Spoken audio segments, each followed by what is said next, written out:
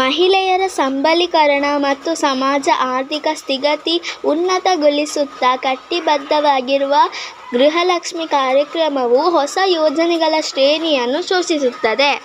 ಈ ಹೊಸ ಉದ್ದೇಶಿತ ಕಾರ್ಯಕ್ರಮಗಳು ಗೃಹಿಣಿಯರಿಗೆ ಆರ್ಥಿಕ ಸಹಾಯ, ಕೌಶಲ್ಯ ಅಭಿವೃದ್ಧಿ ಮತ್ತು ಅಗತ್ಯವಿರುವ ಸಂಪನ್ಮೂಲಗಳ ಅಡಿಗಲ್ಲು ಒದಗಿಸಲು ವಿನ್ಯಾಸಗೊಳಿಸಲಾಗಿದೆ.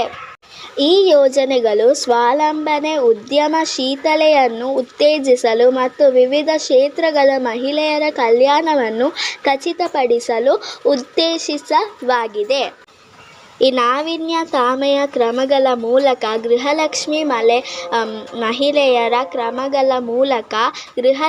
ಮಹಿಳೆಯರ ಜೀವನವನ್ನು ಮೇಲೇರಿಸಲು ಮತ್ತು ಸಮಾನತೆ ಮತ್ತು ಸಮೃದ್ಧಿಯ ಸಮುದಾಯವನ್ನು ರೂಪಿಸಲು ತನ್ನ ಬದ್ಧತೆಯನ್ನು ಮುಂದುವರಿಸುತ್ತದೆ.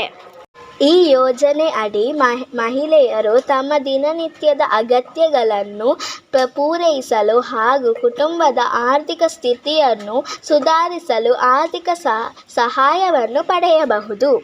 ಕೌಶಲ್ಯಾಭಿವೃದ್ಧಿ: ಮಹಿಳೆಯರಿಗೆ ತಾವೇ ನಿಂತುಕೊಳ್ಳಲು ಮತ್ತು ಉದ್ಯೋಗಾವಕಾಶಗಳನ್ನು ಪಡೆದುಕೊಳ್ಳಲು ಕೌಶಲ್ಯಾಭಿವೃದ್ಧಿ ತರಬೇತಿಯನ್ನು ನೀಡಲಾಗುತ್ತದೆ.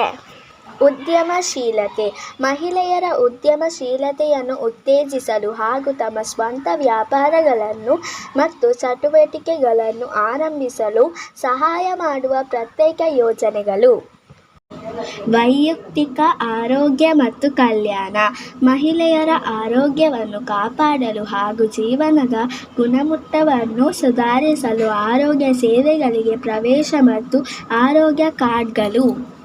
ಶಿಕ್ಷಣ ಮತ್ತು ತರಬೇತಿ: ಮಹಿಳೆಯರಿಗೆ ತಮ್ಮ ಶಿಕ್ಷಣವನ್ನು ಮುಂದುವರಿಸಲು ಹಾಗೂ ಹೊಸದಾಗಿ ಕಲಿಯಲು ಅಗತ್ಯವಿರುವ ಶೈಕ್ಷಣಿಕ ಮತ್ತು ವೃತ್ತಿಪರ ತರಬೇತಿಗಳನ್ನು ನೀಡಲಾಗುತ್ತದೆ. ಸಾಮಾಜಿಕ ಸುರಕ್ಷತೆ: ಮಹಿಳೆಯರಿಗೆ ವಿಭಿನ್ನ ರೀತಿಯ ಸಾಮಾಜಿಕ ಸುರಕ್ಷತೆ ಜಾಲವನ್ನು ಒದಗಿಸಲು ಮತ್ತು ತುರ್ತು ಪರಿಸ್ಥಿತಿಗಳಲ್ಲಿ ಸಹಾಯವನ್ನು ನೀಡುವ ಯೋಜನೆಗಳು.